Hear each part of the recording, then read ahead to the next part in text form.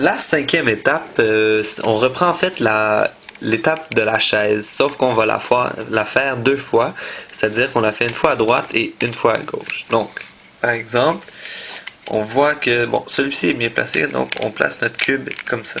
On voit ici, bien placé, on le place comme ça, et on fait l'étape de la chaise, c'est-à-dire il se lève, va très loin, la chaise tombe, revient pour la relever, revient et s'assoit. Puis là, la différence, c'est qu'on la refait aussi à gauche. Donc, se lève, va très loin, la chaise tombe, il revient pour la relever et il revient pour s'asseoir.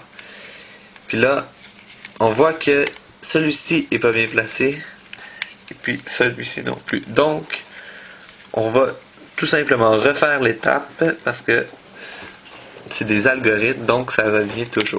Donc, on le fait, d'accord.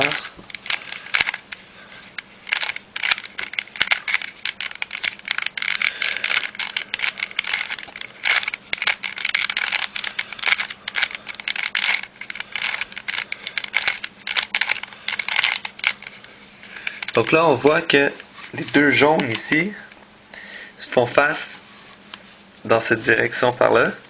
Donc, on sait qu'il nous reste quelques secondes avant de résoudre le cube. Il va encore falloir faire l'étape de la chaise et on va avoir terminé. Donc, le bonhomme se lève, va très loin, la chaise tombe, il revient pour la relever et il revient pour s'asseoir et on le fait à gauche. Le bonhomme se lève, va très loin, la chaise tombe, revient, la relève et il revient pour s'asseoir et voilà, on a complété le cube Rubik's d'une façon exemplaire.